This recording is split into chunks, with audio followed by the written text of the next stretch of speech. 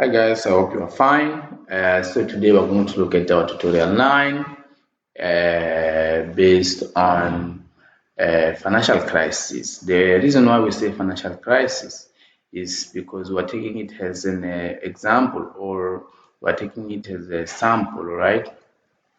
To show that after a certain outbreak, all right, can be, let's say, financial crisis of 2008. It can be COVID-19, okay, 2019 and 2020. After all of these outbreaks, we always have like a different economy in terms of the structure, in terms of the output, in terms of the level of unemployment, and so on and so forth, right? So after all of these outbreaks, we know the government normally owes to implement some sort of policies in order for the economy to improve, all right, or to move out from this recession, right? So today we are going to try and look at how the government can basically improve the economy based or using some one or another policy, which can be in this case financial, monetary policy or fiscal policy. And we are going to look as well what are the limitations of these policies that can be implemented by the government for the economy to be boosted, right? So let's see how does our tutorial look like, right? Very good. There we go. Question 1 says, draw the ISLM graph illustrating the liquidity trap. Very good. So basically what happens is that in one of our previous tutorials, we spoke about liquidity trap, and we said liquidity trap is a point whereby the interest rate is located at, it hits the zero lower bound, right? Once it hits the zero lower bound, like the monetary policy is no longer effective in this case, because it's going to be, people are going to be indifferent whether they are deciding to hold money or they are deciding to invest their money in bonds, right? Because either way, both of them, they're going to pay the same interest rate, which is zero. So let's draw and see in the case of ISLM how this liquidity trap is going to look like. Okay, so I will just go to our whiteboard, and I will try and do this just to draw. Very good. This our horizontal axis. Vertical, this is our horizontal axis. Very good. We will call this our IS. Going to hit 0. I will call this our LM, which is going to come until here. So maybe we can just do this, right? Okay, very good. Before this, I'm going to, here we're going to have our equilibrium interest rate. I'm not good at drawing, you already know that. For those who follow my tutorials. Okay, so here's the interest rate. This is the interest rate. This is the output. You can just write Y. This is Y. I'll write it like this, right? Okay, let's just do this. So this is our LM. 1 or 0. This is our IS. Very good. So let's suppose that first we are at this equilibrium, right? But I would say equilibrium A. But due to this outbreak, All right, can be financial crisis, can be COVID-19, can be any other outbreak, right? What happens is that in this equilibrium, we will have some sort of slow economic growth. All right. If we have some sort of slow economic growth, and the government on the one hand, it wants to boost the economy. All right, it wants to make like the investors. It wants to ease away. In other words, or let me put it this way: the investors, they are going to be looking for some sort of liquidity for them to invest. Okay, so since we are coming from an outbreak, it is difficult for the investors to invest. What does the government do, or the Reserve Bank do in this case? It is going to decrease the interest rate. What is the aim of decreasing the interest rate? If it decreases the interest rate, it basically believes that borrowing money is going to be, let's say, affordable for the companies or for the firms for them to pay back. Okay, if it is affordable for them to pay back due to the low interest rate, of course they are going to borrow money and they are going to invest, and thus the economy is going to start showing the good signs going to start growing. But let's suppose that first of all there is a money supply. Okay, the government or the central bank increases money supply. Let's say it increases money supply and it hits the zero lower bound. Okay, we will call this LM1. Because it hits like the zero lower bound. What basically happens is that the monetary policy from this moment on, or from this point on, it is no longer effective. Okay, why? I will call this one. Why? Because people are going to be indifferent whether they hold money or they are going to invest their money in bonds. Both of them, they pay the same interest rate, right? So, but then let's suppose that no, from this point again, the investors, the economy is not growing up. Okay, there is no growth in terms of the economy. The central bank or the Reserve Bank again decides to, I will call this LM1, to increase again money supply, and it increases money supply, let's say, to this point, right?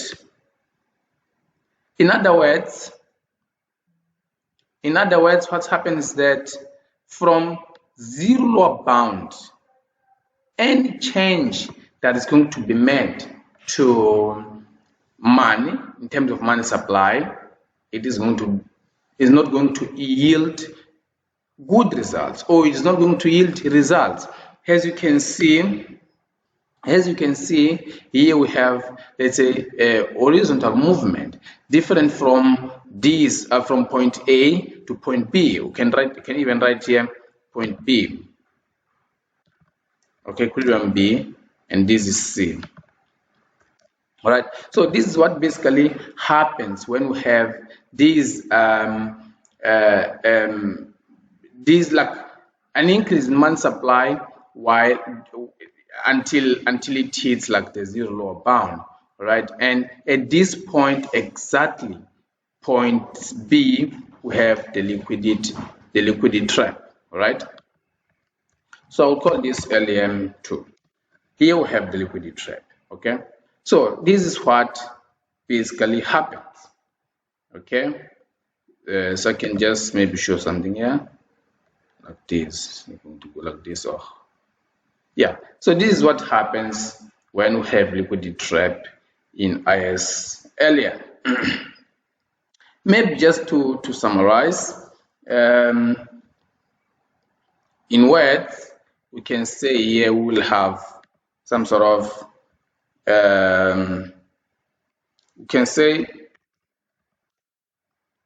oh God, the ISLAM model is at its equilibrium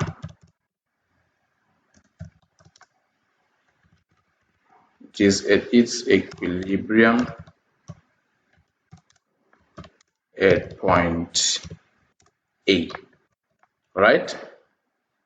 So then we have a decrease. We have a decrease in interest rate.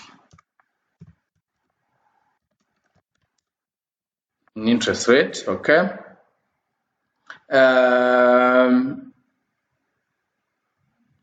Then we have, due to this decrease in interest rate, we're going to have some sort of a shift of, due to money supply, due to an increase in money supply, the equilibrium is going to shift from equilibrium A to equilibrium B.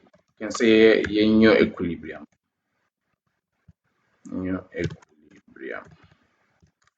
which is B, right? So we can say again that beyond that equilibrium or this equilibrium, which is B, because the interest rate has already hit the zero lower bound, the monetary policy is no longer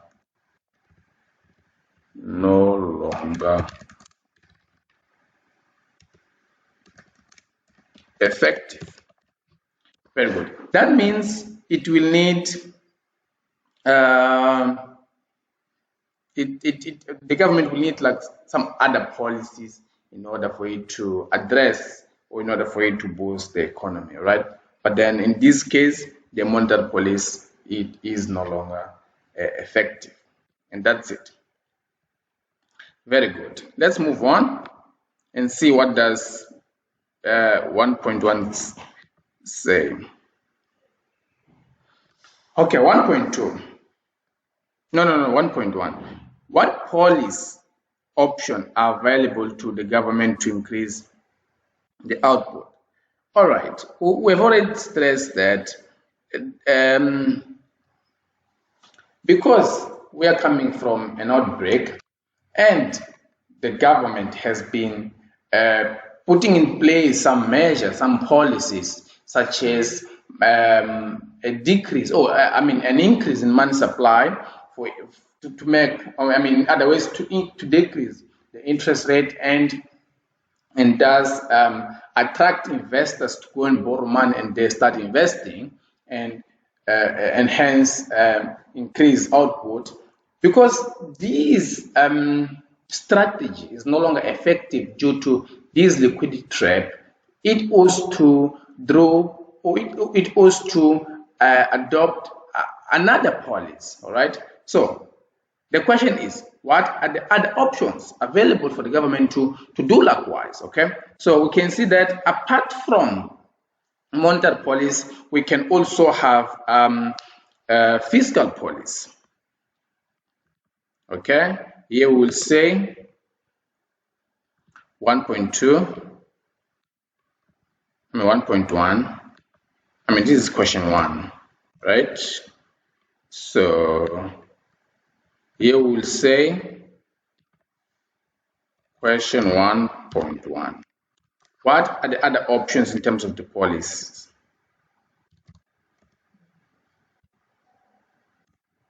Policy options.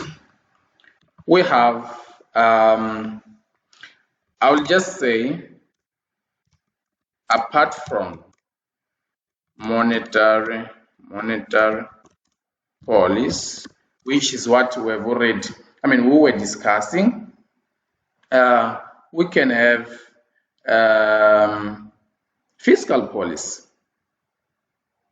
We can have fiscal policy. How does fiscal policy work? We can write here.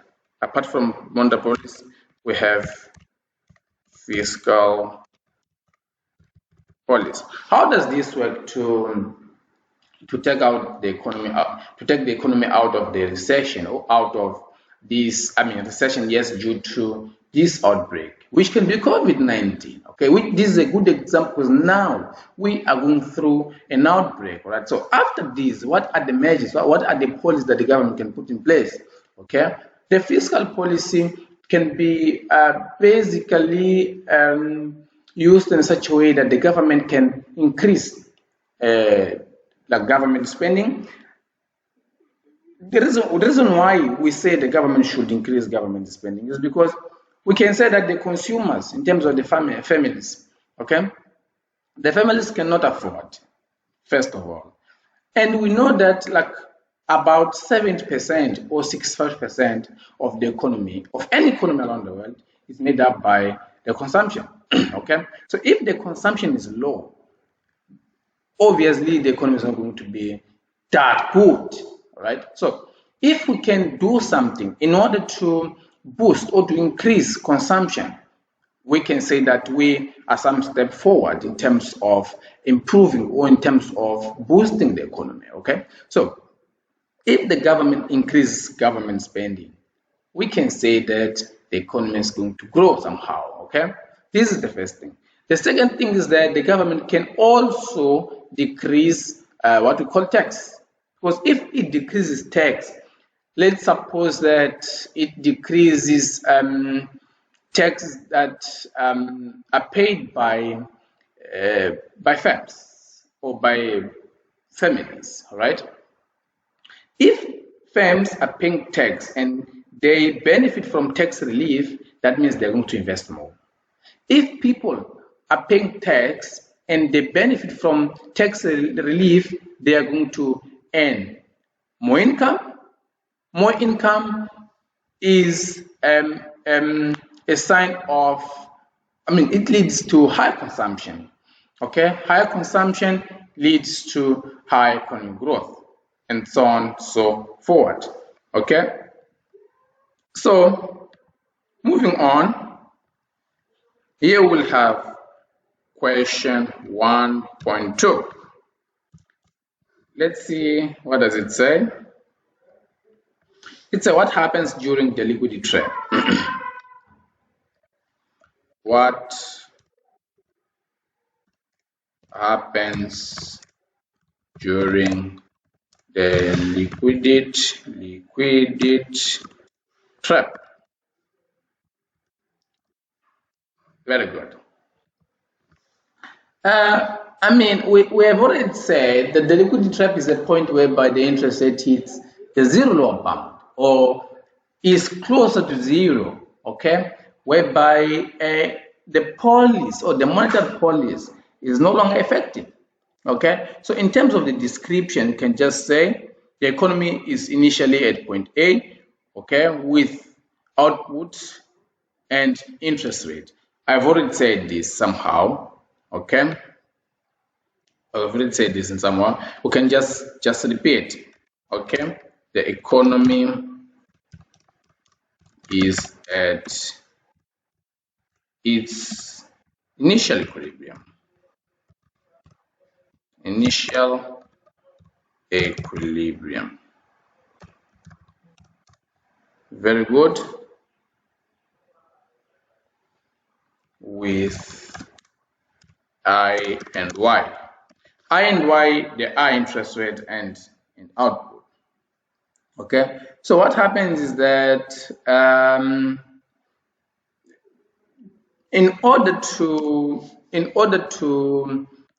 boost the economy, or in order to take the economy out of the recession, or to give it some sort of a new path towards an expansion, all right, Fed is going to increase money supply. What is the aim? It is going to increase money supply. What is the aim? The aim of increasing money supply is to decrease interest rate. Okay, I will say with the aim of decreasing interest rate. If the interest rate is low, we are going to attract investment from those that cannot afford high level of interest rate. Okay, but if the interest rate is high, or before this consequence, by increasing money supply, the IS curve, the LEM curve shifts to the right.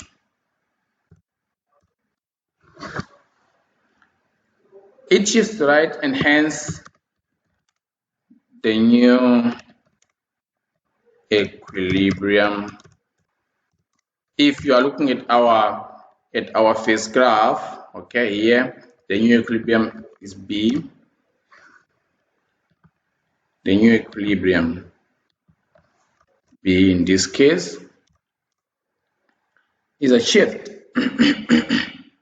Okay, the new equilibrium B is a shift,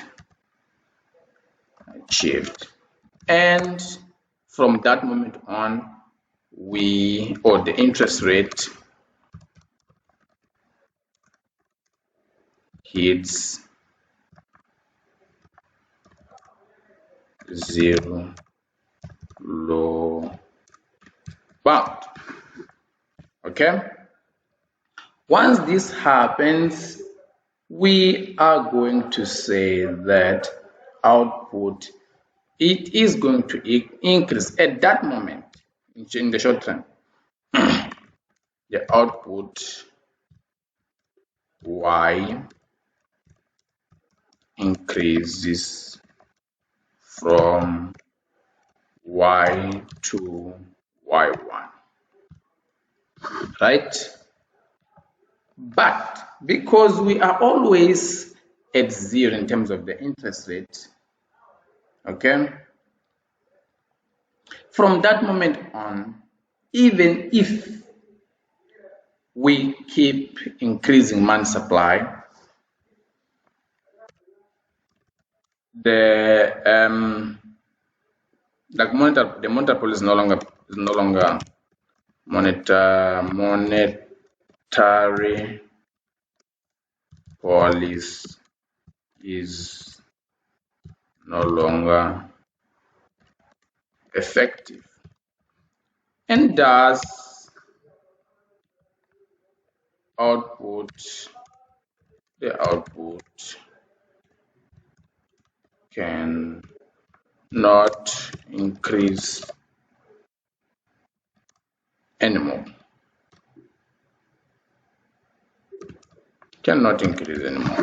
Like from this point onwards, the output is not going to increase anymore. Okay, so this is what basically happens if we are going through a liquidity trap. All right, very good. Let's move forward.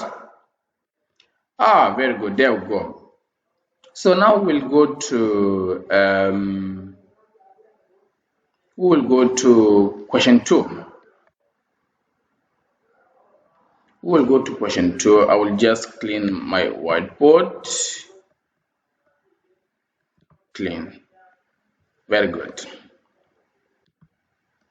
I will go to question 2.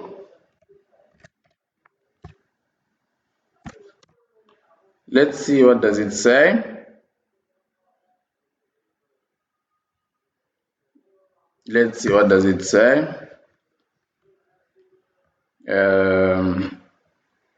Draw the ADAS curve and explain why the AD curve has a vertical position during the liquidity trap and adjustment failure. Very good. So again, I will draw. Again, I will draw.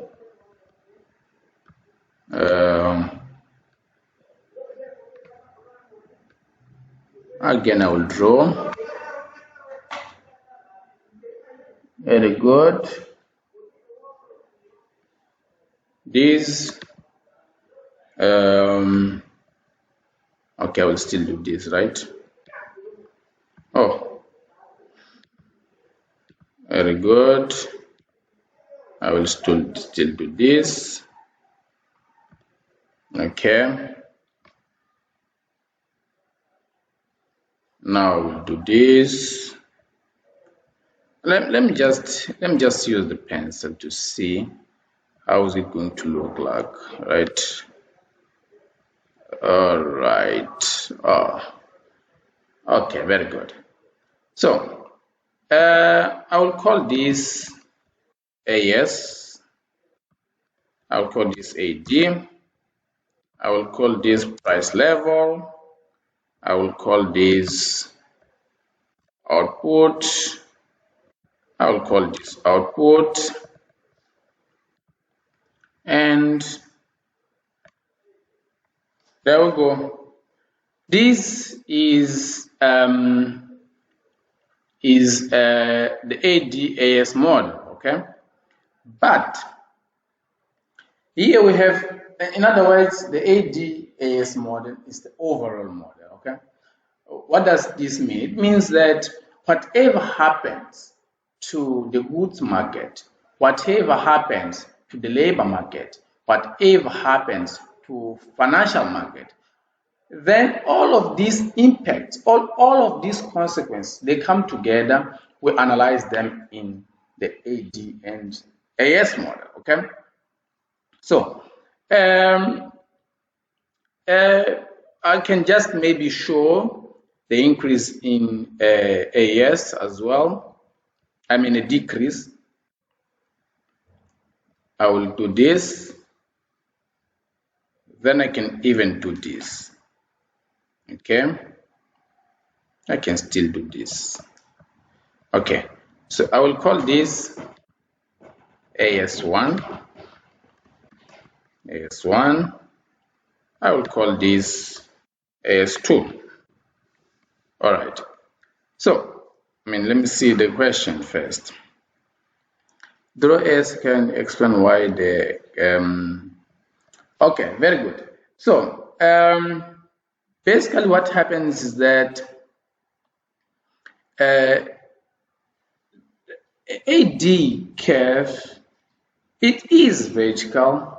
Why? Because it does not really depend on money supply, okay? Or can just say it does not depend on real money stock, okay? Or it does not either depend on the price level, because this is the relationship between price and output. However, the AS curve, it can shift due to money stock, okay? So this AD does not depend on either of these factors. Reason why a change in this factor is not going to affect and how our AD curve, So I can just write here that this is point A.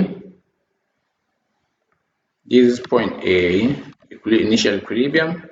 This is B, and this is C.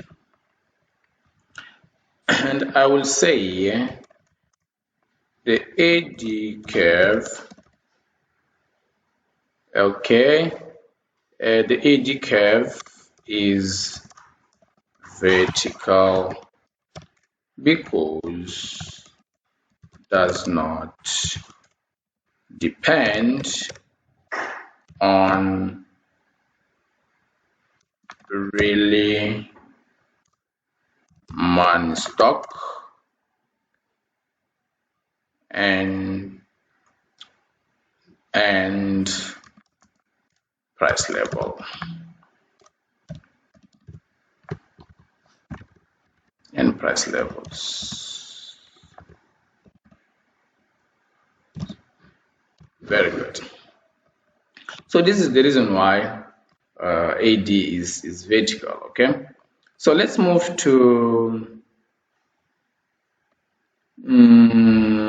question 3.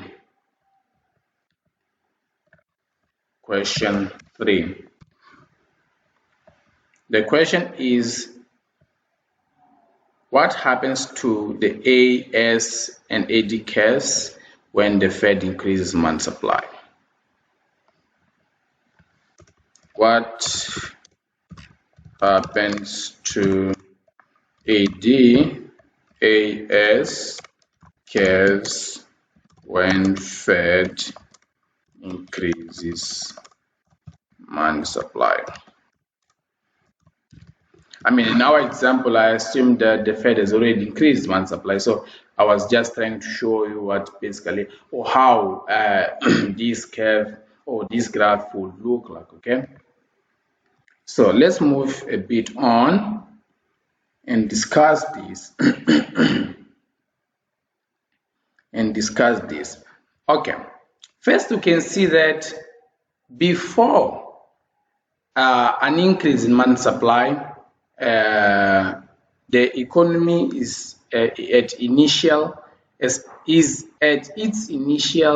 equilibrium, right? At point B, at point A, whereby the output is below the natural level of unemployment. Okay, we can just say at point B, at point A, output is below the natural level.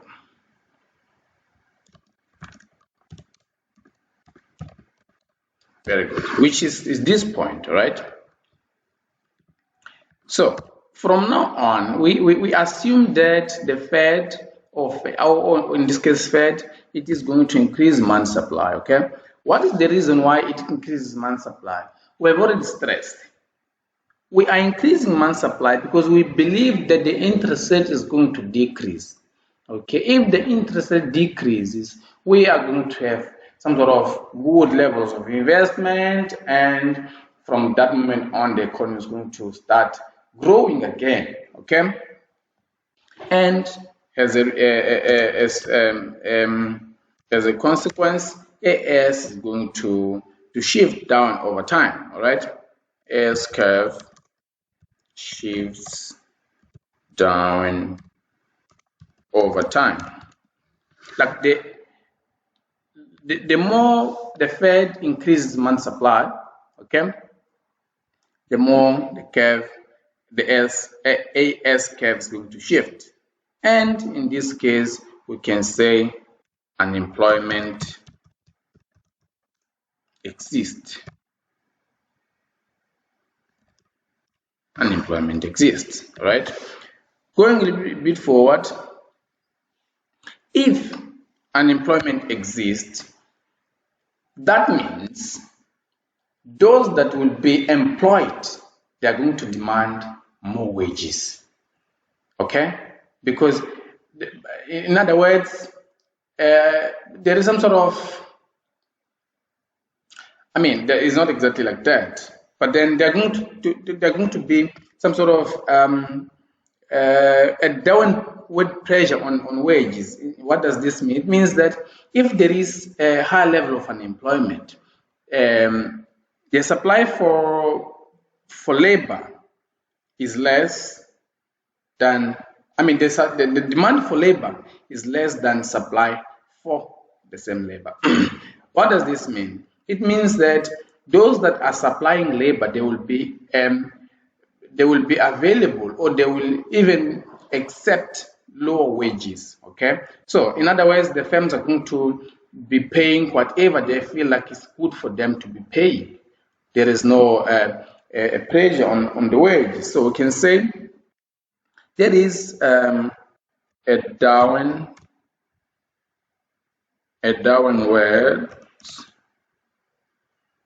pressure